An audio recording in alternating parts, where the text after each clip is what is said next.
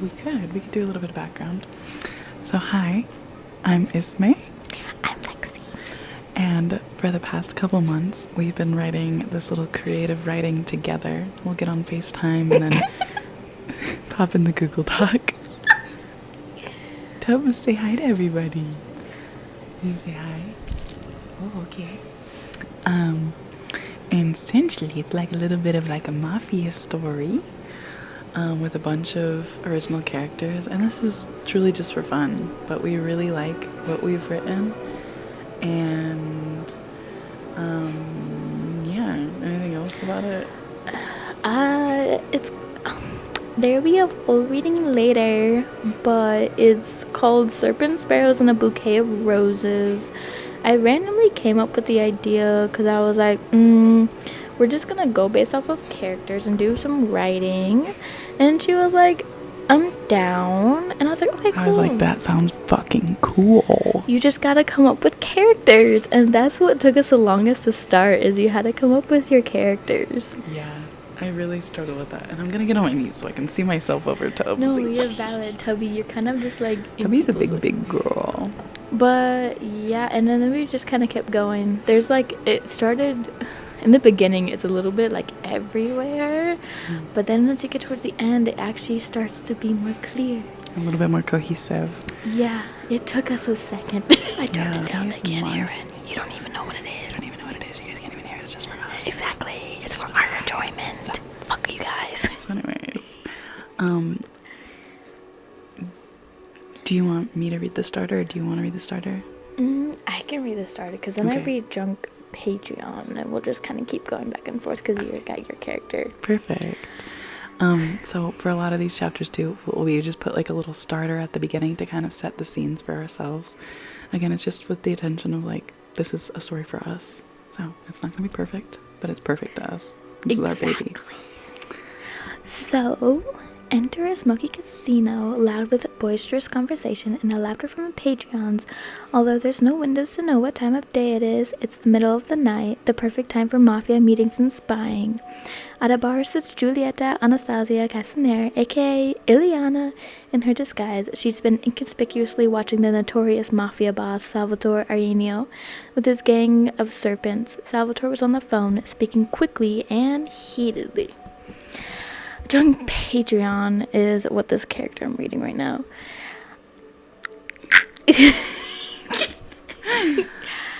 Hey there, pretty lady. Want me to buy you a drink? I'd rather die. No thanks. She goes to stand, trying to leave, but the man blocks her way. She cranes her neck to keep an eye out for Salvatore, quickly losing sights on him. Oh, come on. Just one drink on me. Do you have a boyfriend you're trying to get back? I'm sure he wouldn't mind. It's just a drink. I said no thanks. Now kindly step off before I make you. She steps to the side and goes to step backwards, but runs into something hard. She hears ice clattering to the floor and she bites her cheek. Turning to see... Excuse me. Athena! Turning to see what mess she made. Her gaze slowly moves upwards to meet the eyes of none other than Salvatore Arenio himself. Salvatore spills his drink on himself. Oh my god. Huh. That was what she said. Oh, my acting was so convincing. What the fuck? Hold on, go What the fuck? What the fuck? Excuse me, I don't approve. Grabs a napkin off the nearest table. So, are you going to offer to buy me another drink, love? Smirks at her. I am so very sorry about that. She smiles and feigns an awkward laugh. Scurrying to grab napkins off the bar top for him. Ah, shit. Here's the boyfriend. I'm gonna go over here. He quickly leaves, stumbling out of sight. Gosh, thank goodness that creep finally left. I guess it just took me pouring your entire drink down your suit for him to get the hint. I guess. Serpent hobbles across the casino. Are you okay, boss? Do you need us to get you another suit out of the car, sir? Yes. Go grab another suit top. And be quick. Shoos him away. Again, I'm just... so sorry about that. I was in a hurry to get away from that weirdo that I wasn't watching where I was going. If I may say, you owe me at least a dance for ruining my shirt, says in a persuading tone. Just a dance. That seems far too kind of a penance for ruining your nice shirt. I'd love to dance with you, yes. Both Anastasia and Salvatore head to the dance floor. So, I never caught your name. To whom do I owe this dance, stranger? She looks up at him through thick, dark eyelashes. My name, mi amore. You can call me whatever you wish. I am yours for the night. Oh, well, what a romantic. But seriously, Mr. Man of Mystery, what is your name? I'm Anastasia. Giulietta Anastasia Casanare. He twirls her around and she meets his gaze, hugged tightly into his arms. Staring into her chocolate eyes, well, amor. It's Salvatore, Neo. Tilts his head ever so slightly and smiles.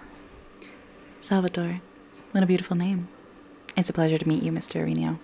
He twirls her out and back into his arm, her back pressed against his chest as he holds her in. The song ends and they part. Come on, amore, follow me. I know a place that's a little more discreet, where we can chat. He extends a hand and leads her to one of the side VIP rooms of the casino. They sit together at a small, luxurious booth in the back corner. Two serpents bring them drinks and stand by, far enough to be out of earshot, but close enough to be called upon. This is quite the room you've got here. What kind of man do you have to be to pull these kinds of strings, she asks, swirling her drink. Smirks and looks down. Daddy's money got me this. Internally, Daddy's money is right. She holds back a scoff and fakes a giggle. What does your father do for business? Come on, amor. This isn't to discuss business. We're here for pleasure. Smirks and his eyes darken. You're right. I'm sorry. I'm just trying to get to know you. She tilts her head to the side, resting her head against her hands, a soft smile on her face. Scooches closer to Anastasia and slides his hand around her waist. I'm bored. He leans in, his lips just inches from her ear. His breath is hot. His voice just above a whisper. Let's take this somewhere else, shall we? She nods her head, taking his hand as he guides her out of her seat and heads towards the exit. As he should. Time skip to Salvatore's private island mansion, after a brief ferry ride and helicopter trip to the Areno private island mansion. You know how it is. Oh god, this is a big one. Anastasia, internally. Holy shit. This place is absolutely insane. Bringing a girl you just met to your home on a private island? No wonder he's never invited Gianna or I over. He was hiding all this from us. Wow, Salvatore, I'm just blown away. Your home is breathtaking. Thank you, kindly, for inviting me over. I've never been in a helicopter before. She tucks her dark brown, wind-blown hair behind her ear, careful not to lift the lace of her wig. Why is she wearing a wig? Ooh. Walks in the door, loosening his emerald necktie, and turns to look at Anastasia. Welcome to mi casa. Have you had anything to eat? I'm starving. Come. He clicks his tongue and twice and claps his hand. His bodyguards ushering ahead to hold a pair of dark, heavy doors open. He leads Anastasia into a dining room, lit dimly by candles and a fire going in the fireplace. I can absolutely eat. She giggles as he leads her to a seat at the far end of the table, pulling out her chair and tucking her in. What a gentleman. Why, thank you. He waltzes back casually to the other end of the table and sits down, serpents entering the room with platters of food, setting the silver dishware in front of them each. Salvatore claps his hands together. That will be all. Time skip as they finish eating and conversing. Salvatore, that was just absolutely delicious. I'm totally stuffed. Your chefs are just phenomenal. They are, and the best in the world. Say, would you do me the pleasure and share a dance with me in the ballroom? He holds out his hands for her to take. I would be honored. I would be honored too, Mr. Arenio. She smiles and takes his hand as he guides her to the ballroom, a hand in hers and another around her waist as they walk. Two serpents pull open the heavy doors of the ballroom as they stride in. Salvatore immediately pulls her into a dance, the music guiding his movements across the marble floor. The song that we have playing in this part is the Salvatore instrumental by Lana Del Rey. They dance in tandem. The song plays, fills the ballroom as they do, a hauntingly beautiful melody. As they dance, and to say, you almost had me fooled. He spins her out and back into his arms, wrapping his arms across her, trapping her in his grip. What? She cranes her neck to look up at him, his face coming close to hers. A tingle goes up her spine, and not a good one. Panic starts to set in as she realizes the grip is tighter than that of their last dance. He leans close to her ear. I've got you now. Oh God! My cute little bunny, he says in a deep, monotone voice with a bit of rasp. Her blood runs cold. It feels almost as if her heart stopped beating in her chest. She tries to play it off. You think I look like a bunny? I'd say I'm more like a black cat. She slides a finger across his chest and forces a giggle. As Salvatore's dark, sharp eyes then pierce her gaze. His grip on her wrist tightens.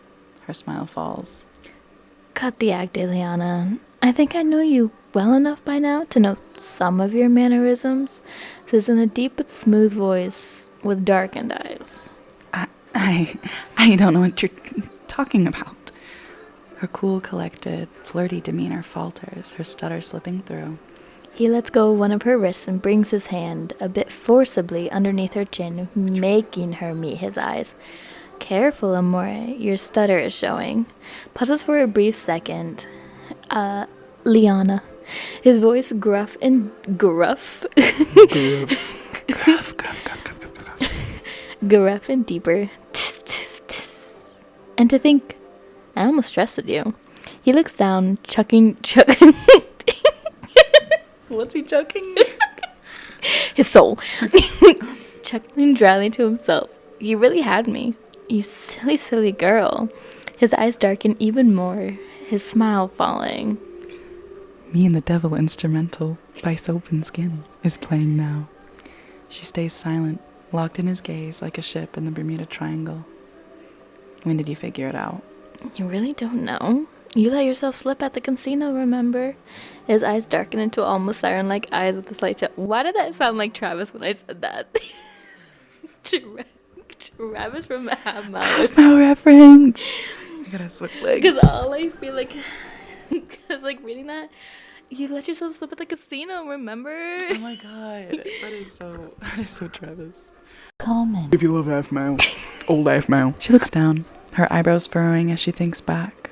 She gasps slightly as she recalls the exact moment when the server spilt our drink.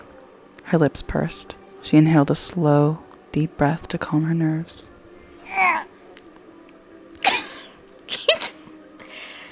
Exactly, little bunny. What was that noise you made as you fell again? Come on now, don't be shy. It's just you and I here. Let me hear it. Come on, don't be a dick. I'm not... Oh! He grabs her chin again, forcing her to look into his eyes. Why did I pick this chapter? This is actually crazy. This is fucking crazy. Guys, this is fucking crazy.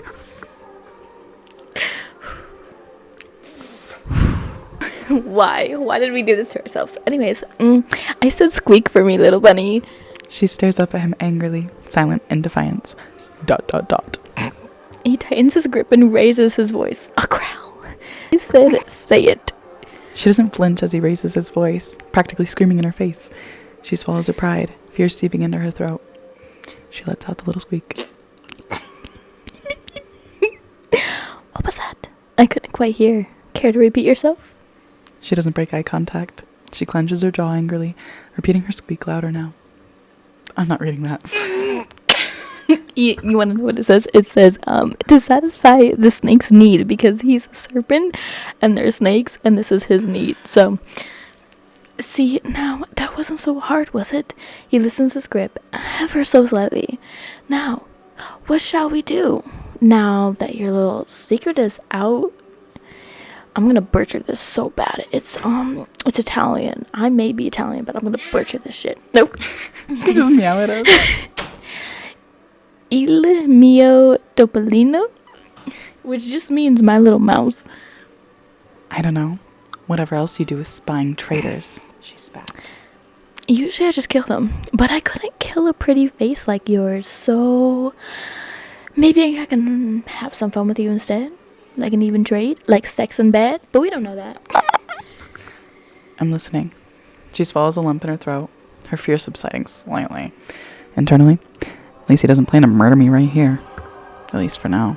He might murder, we don't know. I have a mission for you, and if you don't complete the mission successfully, well, let's not find out, shall we? The end of that chapter, not the end. We are still work in progress. I can't believe that's only the second chapter. For some reason, I thought it was further in. No, that's so valid. We did so well in the second chapter. Our first chapter is like everywhere. Yeah. Everywhere. We jumped so bad. It's slow starting. It's slow starting, but like we jumped so bad. Like, tell me why the ending is Gianna yelling, "Not my statue, that thing was expensive." You guys will get the reference later, but not now. Yeah. It's, I don't know, maybe one day we should go back and rewrite the first one. That would be fun, because then I feel like we has can change it up. Voice. Yeah, no, because right now it's just like we decided we're just gonna jump right into it, no plan. I kind of want to do. Should we also maybe read one that has what's his name in it? Massimo? Yeah. Massey? He's so handsome. We have a Pinterest thing, and we have like a whole Pinterest board for him. We made him hot. He's hot. You will never find a hot man like Massimo. Of course, I have my own man, but like... Akeen is who I wanted. Akeen! Oh, maybe we should do See You in Sicily. Do you want to do See You in Sicily? Oh, yeah. Because then we have more characters, too. It doesn't have, what's his name, Akeen, but we still got Massimo. We have everything. Massey. Okay. Do you want to do the starter this time? Fuck yeah, I do. Starter. Flashback. April of 2009. It's a dreary, rainy day. Ileana is 13 years old. Her current name being Leon. She's at the airport waiting outside the terminal for her assignment to arrive. A young boy walks through, a few staff trailing behind him with his things.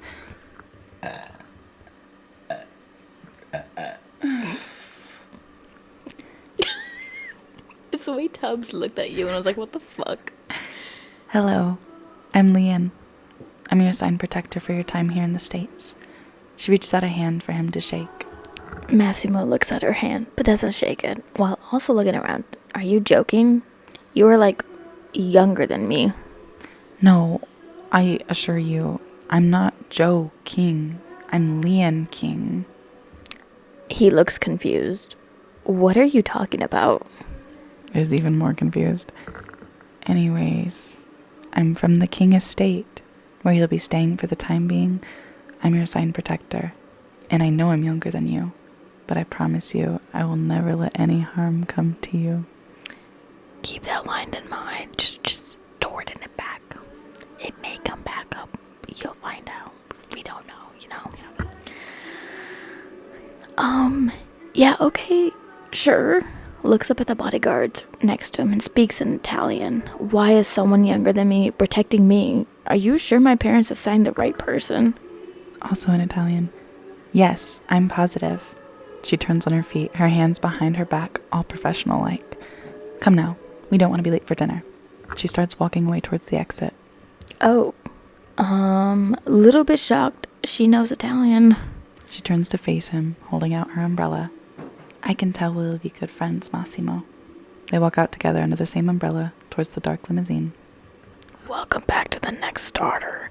Flash forward a year and a half. It's October 25th, 2010. Leanna's 14 and Massimo's 16. That's why he was like, oh, she's crazy younger than me. Not that crazy, but it's still a little crazy. You know, we're going to get in trouble from skipping all these assemblies, Mossy. They're going to notice you're not there. Not if you cover for me, wink wink. Rolls her eyes, pushes up her glasses. Even I have my limits with you. Don't think I won't start ratting you out if it's for your own good. You've almost been truant enough. That's the key word. Enough. He smiles a shit-eating grin to stay in his mouth. She sighs and drops it. Hey, don't look now, but that mystery girl is coming straight towards us. The girl stops in her tracks when she notices a guy and a girl and starts heading towards them. What are you guys doing over here in this corner? It seems so suspicious. Are you guys making out or something? That's disgusting. No. What do you mean that's disgusting? What if we were? Why would it matter? I would never. You're not even my type. Damn, she got you good there, buddy. Burned. Now, what are you doing back here? Not at the assembly? Hello, Welcome to Athena. Athena Cameron. Athena Butt. What are you guys doing here? Not at the assembly? Way to avoid the question. I won't tell if you don't. She shrugs, then leans forward to steal the cigarette from Massimo's mouth, tossing it out. Massimo genuinely shocked and looks back at Leanne like, what the fuck? Oh. Oh, wait, did you say your line already? Oh, you got yourself a deal there. Should have kept that cig for me, though. What are you, like 10? I'd never let a 10-year-old smoke. It's actually my birthday on Tuesday. I'm turning 11. That was perfect delivery. So then, what treats are you bringing? Well, you guys will just have to find out and come to my classroom and I will give you one. Smile slyly. But I do gotta go now, so start dashing out of the way. By the way, my classroom number is 1111 in Building W. She's funny. We should actually stop by Tuesday, if we have time. I mean, I guess. I really have no choice here, but you do owe me a pack of cigars. And the expensive ones. You're too much. She starts walking away. Come on. The bell's gonna ring any second now. We should probably be by those doors when they start piling out. They see a tall, scrawny boy with ginger hair running full speed in their direction as they walk back towards the assembly hall. He's huffing and puffing, and his face is redder than his hair. Damn. Seems like everyone's in a hurry today. The ginger boy comes back, I promise. The little gingerbread man. We don't like him. Flash forward to that of Tuesday, October 31st, 2010. Leon and Massimo found themselves outside of Building W during their free period. Hey, are we gonna look for cigarette girls class? She brought treats today. This is a very emo song playing in the background. Didn't she say the room number was 1111 or something like that? Angel number. That's nice. It's weird though, wasn't she also turning 11? She should be in Building C, assuming she's with her level. She holds the door open for Massimo and he walks in front of her to the room. 1111. May I help you too? Yeah, we're here for,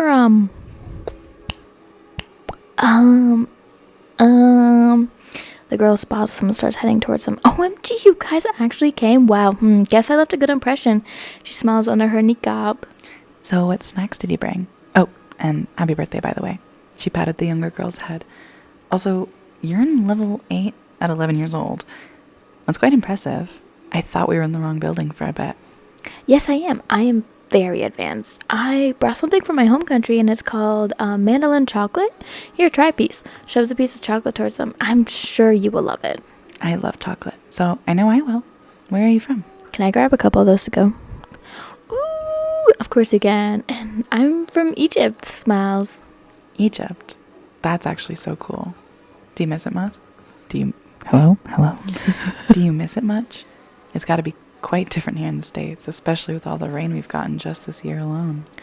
Yeah, I do miss home, but I do go back quite often to visit, and they send me a lot of things from home all the time. So it isn't too bad at all.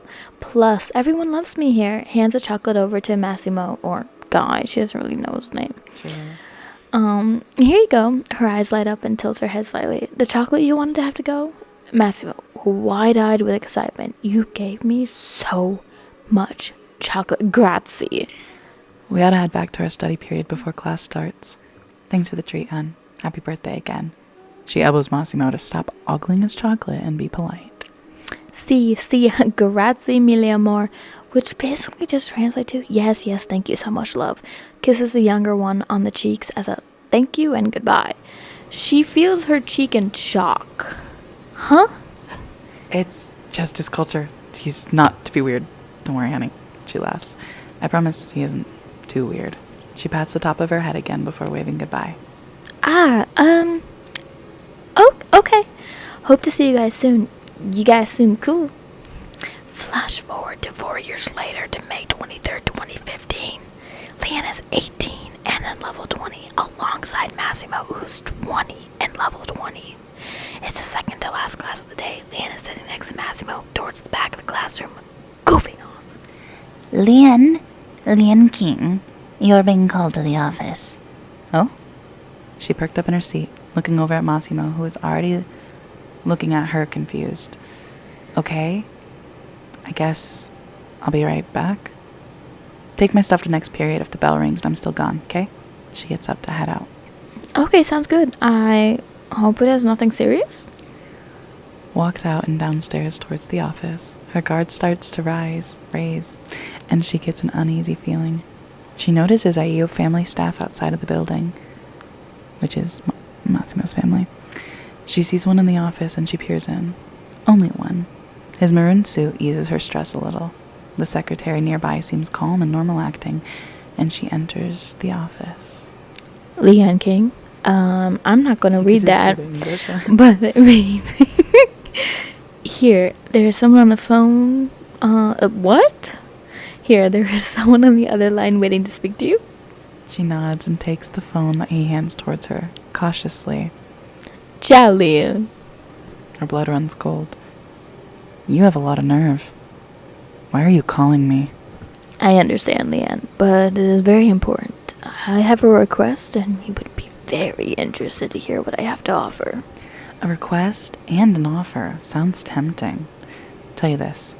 You have 15 seconds to tell me how your snakes have infiltrated the garden before I slit your serpent's throat and let you listen to him bleed out. Very bold statement. Anyways, you are a very funny girl, Leanne. I admire your spark, just as fiery as it always was. Look, I won't waste your time. Let's just get right to it then, shall we? It's Lenzo. I'm sure you remember. I have quite the offer. What the fuck? She touched us both. I was also as I have confused. quite the offer for you, but trust me when I say you need to listen to me carefully and completely. I need you to kill Massimo IU. I will offer you 50 million to get the job done, and you will be under the serpent protection until the end of time with a clean slate from us since you worked with the Callistas. Now, why do you think I said hear me closely, I'm not done. I think you'll be quite easily swayed when I tell you what's been going on behind the scenes. Like I said, I don't want to waste your time, but I want you to know I'm not pulling any buzz, any business, okay? My man. My man. My man. Man. And my man will have an envelope with all the proof you can need. The IUs have and always have been dirty, filthy liars, Leanne. He's lying. The serpent in disguise hands over a dark forest green envelope with a gold snake wax stamp. I'm sure you remember the reason why you fled with those cowards, which I don't blame you for, of course, but it's much worse than some low-level child labor. They've been running a high-scheme human trafficking cyanide behind all of our backs. He says a string of curses in Italian. I just want you to consider my offer. My source has informed me of a vacation back to Sicily. Ooh, don't mind me. It was itchy. A vacation back to Sicily coming up, which I would need you to take care of business on home soil. Capiche? We'll be in contact, Leanne. Please consider my offer very carefully. You won't regret it. She may regret it.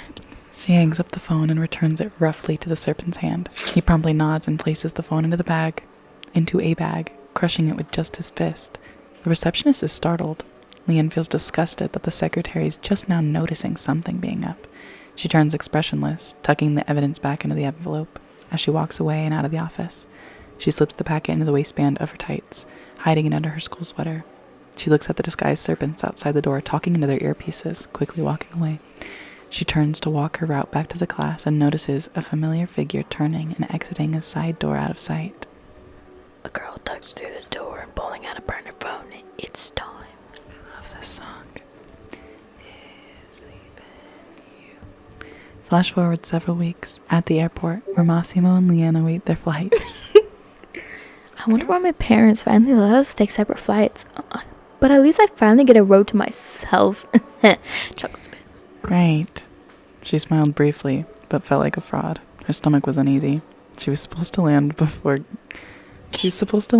him to get a briefing from Enzo and confirm that she was still in. After what she learned about the IEO's dark malpractice, the more she wants to, but the guilt she feels every time she sees her best friend's face is immeasurable. Internally, he's not my best friend. I always have been just his hired protection, his expendable private bodyguard. Knowing what I know, I can't let my emotions and attachments hold me back from doing what I need to do. That's so Jedi of you. Especially to get a full pardon, protection, and job security from the Arenos. I would be stupid not to accept that. You would be stupid to accept that. Alright, that's your flight number. I'll see you on the other side. He waves and leans back comfortably. This part makes me so sad because she's gonna betray him. Spoiler. He doesn't betray him. So you know, I will not kiss you. Alright, that's your flight number. See you on the other side. He waves and leans back comfortably. I love you and all, but I am so ready for a nice flight home to myself. The knot in her stomach tightens. Yeah, right. Your other bodyguards will still be on flight, you know. See you in Sicily. You should feel guilty. Flash forward to Leon's flight, landing at the Arenio private airport. She exits the plane, following the serpents inside into a private room. The room was dimly lit and filled with smoke, reeking of cigars and whiskey. It was empty, except for a young boy sitting on the front corner of the desk, and a figure sitting at the turned chair behind him. The chair behind the desk slowly turns. Glad to see your flight landed safely and that you are here. I'm sure you remember little Salvatore, grown into such a handsome young man. He pinches his son's cheek affectionately before quickly turning back to business. He will be shadowing me during this assignment. Only a few months until the big Sidisi, means 16. Salve, this is Leanne. She was your friend back when you were younger. Yeah, say hello, be polite. Right. Hello, Salvatore. Nice to meet your acquaintance again. Ciao, Leanne. Does a little wave. I have the final details of your mission right here. Tosses packet to Salvatore to hand to Leanne. You've got about 15 minutes, give or so, before my serpents, or as I like to call them, the snakes and the roses, will arrive at the IU estate. It'll be less than half an hour after Massimo will arrive home to his family slaughtered for you to finish the job. It has to be you, Leanne. Make me proud, amore. Come back to us. Salvatore hands a packet over to Leanne. She leaves wordlessly, taking a nondescript motorbike to the IU estate. Do you Okay. want me to read that? I can read it. Yeah. Okay, let me. She arrives and sees the front door wide open, screaming. From the inside, she tosses her helmet off and runs to the house.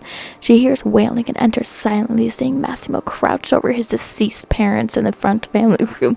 She steps in and creeps towards him, her breath locked into her chest. Her throat was tight. Her blood was pounding in her ears. She pulls her side up from her belt, holding it out, pointed towards Massimo. Her finger lingers on the trigger, half squeezed. Massimo turns to look at her. His face is red, covered in tears, eyes bloodshot. She freezes. The trigger is pulled. A gunshot sounds. Massimo's body falls to the ground. She runs to his form, wiping his hair from his face. She pulls his head into her lap. That was fucked up of me. Holy shit. Masi, Weakly. True friends shoot you in the front, huh? You shouldn't have fucking missed.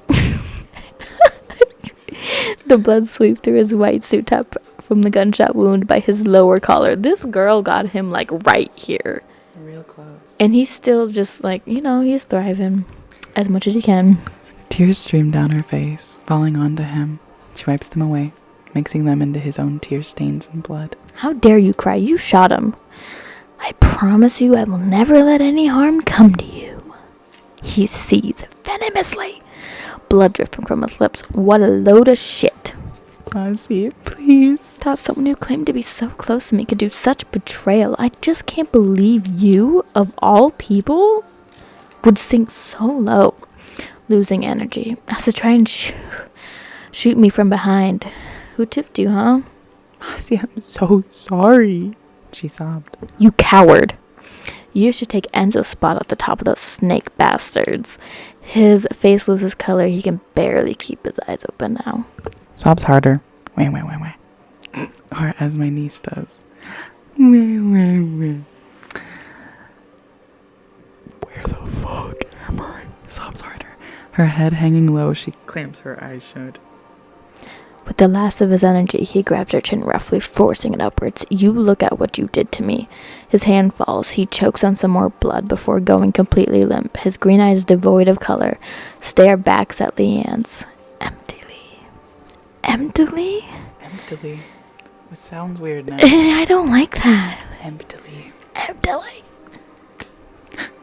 She gasps, then goes silent. She doesn't hear anything from him anymore. She throws her head back and screams. It's because he's dead. All of the air from my lungs. That's what I look like when I cry. And sound like. Grief beyond comprehension. In the far distance, she hears sirens, quickly bringing her back to reality. She wipes the tears from her cheeks, unknowingly rubbing his blood over her face. She gently lowers his head back to the floor, closing his eyelids and placing a kiss to his temple before she gets up. Leanne grabs her helmet and starts up her bike, riding to the coordinates Enzo gave her. She rides there in silence, the pumping of blood in her ears the only thing she hears over the roar of her motorbike. She arrives at the location, seeing Enzo and his son, Salvatore, standing in the dock alleyway. She turns off her bike and walks towards them, taking her helmet off. She is so stone cold. Oh mio Dio, ragazzo ha un aspetto di merda. Don't test me, okay? If it's wrong, don't tell me. It just means, oh my god, kid, you look like shit. But don't tell me if I said it wrong. We're about to pull with Liana on y'all. Reaches up to touch her face, realizing she was covered in his blood. I did as you asked, Enzo. Now I need to hear you say it. Say that I'm safe, that I'm under the protection of the serpents, and that my slate is wiped clean. But of course, Amore, I promise you, I will never let any harm come to you. He raises a hand to show a solemn promise. You know what? I'm just realizing now that I don't know actually if that was intentional, because I think that was my idea for him to say that and do that, but he's like signaling. Before Leanne can breathe a sigh of relief, she sees Salvatore looking at her with telling eyes. Duck, they seem to say. She tilts her head to the side. Oh wait, this way. A bullet whizzing past where her head just was.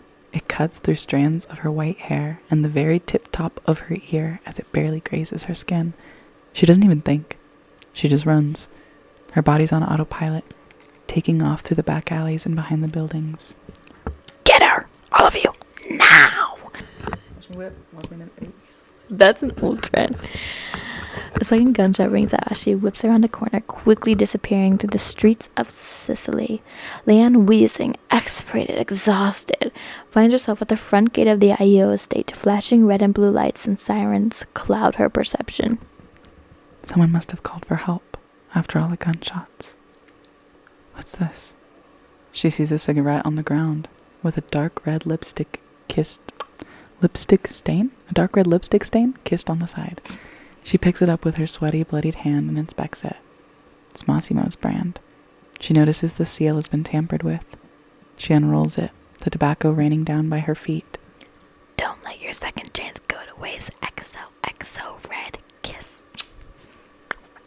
Yeah. You don't know who that is. If you understand who that is by these chapters that we read, I'm shocked. Because if I was just hearing 2 chapters, I wouldn't know who the fuck we're talking about. I would literally just be like, okay, there's a mystery girl here, I guess. You want to know who the mystery girl is? You'll never know. Not until the next read through. Oh. That means you really got to pay attention because it's a lot. If you don't pay attention, why are you even listening? Can you mess up? Why are you even listening? But yeah, so that was 2 little excerpts from Serpent Sparrows and a Bouquet of Roses. It's just kind of a creative writing thing we do. We write it almost like screenplay style, as you could probably tell. But yeah, it's very fun. And yeah, like the first couple chapters are a little messy, but we start to get real deep into lore and time skips. And there's a chapter called Dinner with Death Herself. That is like a very informative like chapter. Like that's like a chapter that you have to pay attention. Everything together. Yeah, really. It does. And you actually like really need to pay attention to what's happening. Because if you're not like actually paying attention, like let's say you're doing something and you have playing in the background and then you come back and you're like, wait, what the fuck? That's what happens in that chapter. Is like you have to pay attention because like Gianna is what her name is. She reveals a lot of shit about some characters. So it really is one of those where you're just like, oh shit, I missed a lot. I should probably rewind. But yeah, it's very full of mystery and mystique. Okay, not really, because we tell it all. We tell it all real fast.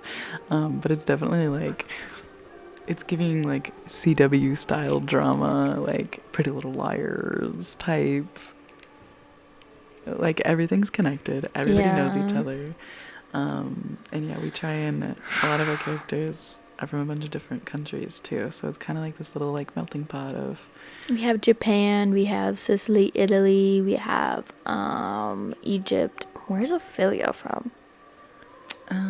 Or is she just from Washington? I can't remember actually lore wise. Because didn't we gonna have her connected to the Callistos? No, the serpents. We were gonna have her connected to the serpents. I can't remember. I do know she does talk about it when she's hanging out with Gianna at that restaurant. When she like baits her into hanging out with her, basically. She's holding her Ophelia's our jacket when cyber it's on. stalker character. Yeah. Like, actually, like, it reminds me of Yandere. Yeah. But she doesn't kill people, but she just, like, That's your card. the devil. The devil in reverse. But she just, like, hardcore, like, cyber... hardcore, like, cyber stalks people. And it's... Oh, I like the sound of this. I like that. Do you want a head massage? ASMR right now.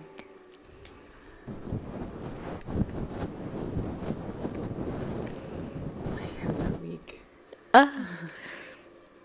No, but like she's just a cyber stalker, truly. She's like one of the characters who doesn't have a really unique background or like a very impactful background, but she's Yet. important. Yeah. That's probably what we got to do in these next few chapters is to get Add her background. into it. Oh, I think I meant to, but I was like, Lexi, I can't do another chapter with my characters are all. Because I'm just really like, I think that's why the first chapter was so rocky too, because like Lexi knows what the fuck she's doing, and this was like one of my first times writing.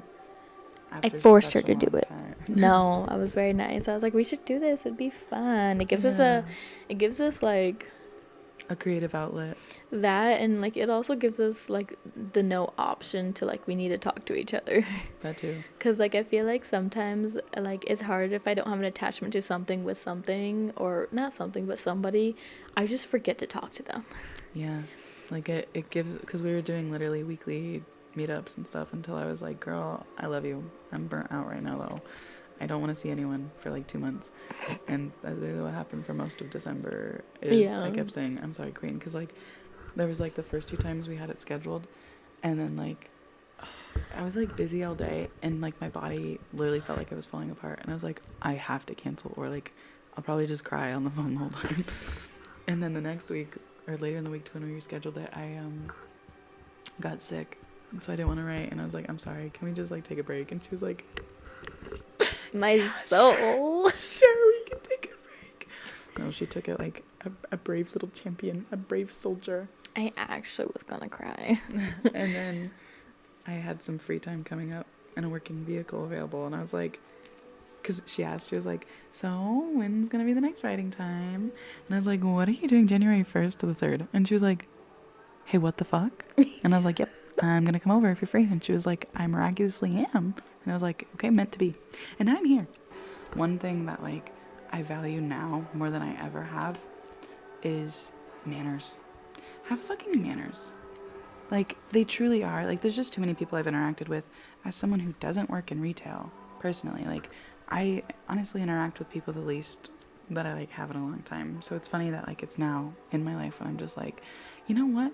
These bitches are rude. When people are rude to you just as, like, another normal person, or just, like, I don't know, not rude exactly, but I don't know. Just passive-aggressive, or just, like, boring, or, like, you're just giving them a lot of, it's like, I, as the customer, should not be being more polite than the grocery store employee, or the gas station attendant, or whatever, or the drive-through worker. I feel like, unfortunately, drive-through workers, their, like, manners Are out the window right now. Yeah, like, and I'm not saying that they don't deserve to be haters. They have hard jobs.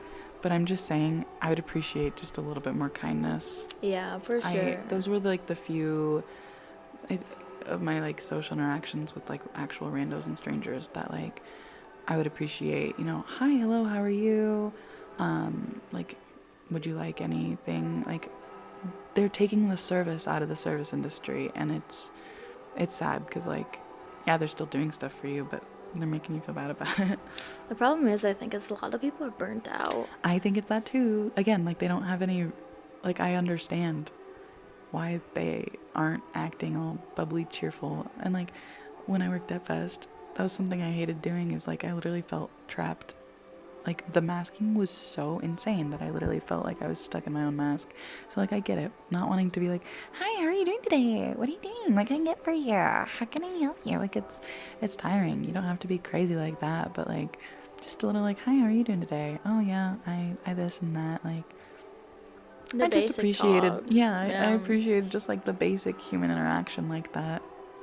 Yeah, I try to give that to people until I hit that point of, like, everyone's being rude to me, and I was like, okay, Yeah. fuck all of you guys. I'm gonna give you the same attitude. Yeah. Like, but I'll switch I'm my a big energy believer to, like, in that. I'll, like, switch my attitude, though, if, like, it's a really nice person walking up and I feel Yeah. bad that I'm burnt out. And I'll just, like, try to give some energy. Yeah, like, even when I was a waitress, I would give more energy to the people that were patient and kind and understanding. Because it's refreshing too when they're being really nice to you, and you're like, whoa, I've been having a real shitty day and a lot of assholes. Yeah. But that was, like, really nice. So, like, yeah, like, but I feel like a lot of people that currently, like, still work in a lot of, like, the service and retail, they don't do that. They're just like, you can be like, hey, how are you doing today? And they're like ignore you Great. completely, or they, like, Yeah. No, unfortunately, I just think it's a lot of people burnt out from a lot of, like, holiday, especially holiday being over, and you get a lot of rude people in for holiday, and they're shopping for other people, but they're going to be rude to us who are, oh, good point. yeah. And I think that's just what happened. Like, it happens it's happening at my job too, but it's not just, like, rude people. It's, like, our managers track our numbers, how many credits cards we're getting people to sign up, how many loyalty signups, why aren't we meeting goals? And I feel like meeting goals, and I feel like it's the bug in your ear from your manager being like, you're not doing good enough, and then the customers on top of that being rude, and then just the cherry on top, you're tired and it's holidays and you want to be home. So I think everything just, like, eventually stacks to the point you're just, like, boiling over, and you're just like, well, fuck everybody. Like, I don't care if you're nice and I don't care if you're mean. This is what it is now. I honestly just think a lot of people need a break, and I honestly feel like we should stop being open on holidays. Honestly, I agree with that, like, low-key, the world needs to slow down on a lot of those days and times. Some of the cards that I've been drawing a lot from recently are things like the Hermit and stuff too, about, like, slowing down. And it's like, but, like, how can I slow down? Especially that, like, comparison thing too. It's like there's other people that are not only working twice as hard as me to make ends meet and whatever, and like that sort of what's it called when you feel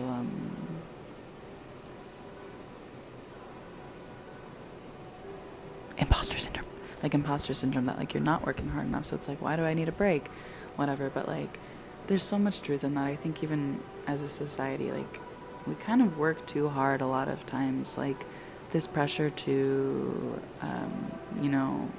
complete higher education and have Be a job, successful, and have a support your degree. family, have a degree. You can't be a retail job if you're in your 20s. You need to do something else with your life. It's... When are you gonna start a family? When are you gonna settle down? Yeah, exactly. You should move here. You should move here. Why are you in an apartment? You should be living in a house. Yeah. Sorry, have you seen the market for houses? Do you think I can afford that? I just think everyone's tired, and I feel like we should all just give each other's breaks.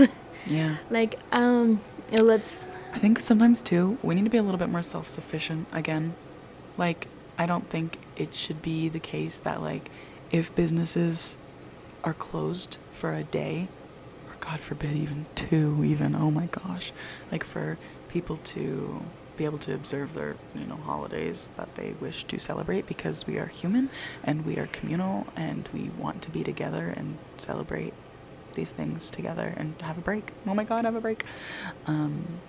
that like, oh my god, like, oh, I didn't get this before the store's all closed, or oh, we need this, we need someone to like run to the store and grab this for the food, or like, I wish it was a little bit easier to be, maybe not easier, but it was more socially acceptable to be a little bit more self-reliable again. Like, oh, we need eggs, go grab some from the chicken coop. Oh yeah, we need butter, like, let's just go make some. churned some a couple hours ago, or like even like whipped topping and like things like that. It's a lot of stuff that, you know, in older times we all were doing. And like, yeah, there's convenience and stuff and more modern amenities that make it possible that we don't have to do all this ourselves. But I think that's low-key making it almost like giving us more room to be like, as a society, oh, now you have all this free time, so now you can work for us. Now you can work. You don't get all this free time to enjoy yourself. It's like, there's this, I don't know if it was just like a kind of like a shared idea, this thought is, or if it was from like a direct source, so I can't quote who it's from, but it's something about how like now with the rise of AI, that we're having AI making books and poetry and art, and us as the humans who should be having more time to be making, to be pursuing our creativity, are working harder at high labor jobs and things that, like, realistically, like, that's what we've been making machines to be doing, to free up our time for. But now it's like the other way around, where the machines are getting to do the fun, all the fun things. and it's like, what the fuck, what the fuck. I love that little red guy. But yeah, no, I think that's just what's happening with the world. There's just a lot of people who have like lost their manners entirely, and then like They have no respect for their fellow being. Like, I can get that way sometimes, but this, and if you are less much humor, be kind. There's no need to be rude either. That's how I feel. Yeah, like if you put yourself in this corner because of your own procrastination or situations outside of your control, it is not, I mean, it's not in your like realm anyway to be rude, but like it is especially not if it's your fault. If it's a fucking trap of your own doing, you don't get to blame anyone else but yourself. So treat other people with respect if it's your fault. Like, anytime I'm like late, running late somewhere, and like I stop at the store or something and I have to wait in line or anything like that, I have never once like tried to ask to cut the line or tried to hurry up my cashier or anything. Like, some people are like, I have somewhere to be, if we could just like hurry this up, or like, if you don't mind, like blah blah blah. Like, I don't even kindly say anything like that, because it's not their fault to try and get me out of the store any faster because of my own fault of like being late, you know? Yeah. So like, it's just crazy how unempathetic and unthoughtful people are, like, to the fact of like, I would never do that. Not saying that I'm so empathetic and thoughtful and big brains and whatever. Like, no, it's just like, why would I make my problem somebody else's problem? Ace of Cups. Ace of Cups. So this lady came in and we're just like, oh yeah, can we see your ID for like the order pickup? And she's like, well, I don't have my fucking ID. And I was like, okay, well, sorry, I can't give the order to you unless you present an ID. She walks out of the store cussing. She's like, I might as well just cancel my fucking order. And I'm just looking at my manager, just like, okay. She walks back in and just continues to say, I'm just gonna cancel my fucking order. This is stupid. I'm gonna cancel my fucking order. And as she's doing that, I was like, okay, yeah, can you make sure everything's in the bag? And my manager pikes up and she's like, okay, well, if you want to cancel your order, we can cancel that for you since you continuously say you want to cancel it. Just a rough guess. And she's like, she told my manager that she was being like, I forget the word, but she was like, you're being this. And she was like, huh? And then she starts talking to my other coworker rudely, and my manager's like, oh, we don't talk to people like that. That's a big no. And she was like, you can leave. And she was like, fuck you, bitch. And I was like, okay. So she's walking out of the store. Well, don't treat people like that, you guys. Especially if it was like your own fault for forgetting something like that. It's frustrating, but it's like, just go get your ID and come back later. Even if you come back another day, you should be able to control your own emotional reactions. Especially like anger. Yeah, like just get in the car and punch a steering wheel, but like don't. It's not our yell at retail workers. fault. Like we're just do you think we wanted to be there at Christmas Eve helping other people shop? I would have rather been at home enjoying family and stuff. But no, I had to work because of people who, again, forget last minute gifts or last minute in there for gift cards. Husbands especially are bad. Coming in for gift cards, not knowing what to get them, need someone to help shop for them. And then on top of that, they don't even present a phone number. So it's just, and then they're rude about it too. I was like, dude, this is for like an insurance thing. Like if you don't put a phone number in for a gift card, I can't help you like activate that gift card if it didn't activate correctly. And basically it's like you're shit out of luck if you don't put a gift card. So like we really try, but like there's no need to be rude to us. We're doing our job. Like sincerely, if I'm asking for a phone number, it's for our job. If I'm asking you again, it's because we're told to ask again. Because wasn't there that one time like you asked for the number and then that guy started harassing you? Yeah. Basically just saying I wanted his phone number and I just wanted to sleep with him. I was like, that's funny because I live with my boyfriend. That's hilarious. And it's like, hey, maybe the lady that works at this counter, needs your phone number for reasons unrelated to you being a man and she being a woman. Like it's Oh my god, shocking. like I would have like quit on the spot and then caught a charge. Have lost like manners, respect, kindness, empathy. Like Basic human decency. there's like no need to act like animals. We're not animals. Yeah. Like who raised you? Like would your parents be proud of that? Would yourself be proud of that? Yeah. It's like, are you kidding me? And then I graduated EMT school, officially a licensed EMT. Going back for paramedic because I'm out for the money and also like it has more to it. So it's not just money, I promise. Because we're always told not to go into these fields for money because you're not going to get much. That is true. But I just want it for the experience. But And you care about people, oh, I do. like helping. With all the rude people, it's surprising how much I still care. A friend streak invite from Oh. Duolingo.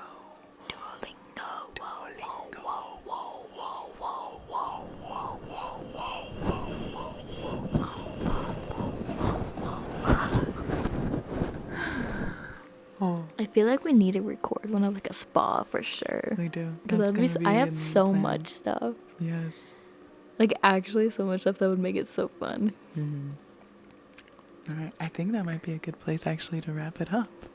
That for may the be night. a tomorrow recording. Yes. Be expectant of more to come. All right. Good night. Good morning. Good day. Good afternoon. That's so relaxing. Holy shit. Thank you so much for watching and listening to the end. We hope you enjoyed the little excerpt from our story and then the chatting with us and hanging out. Is this your card? Oh, that is my card. This is a nice card. It's like about celebrations and togetherness. Baddies partying. They said raise your glass. Raise your glass. Raise your glass if you are wrong. In all the right ways, dirty little freaks. Come there, never be anything but loud. Or Those are my maybe cards. freaky. It's kind of not great, but that's okay. It's meant to be what it is.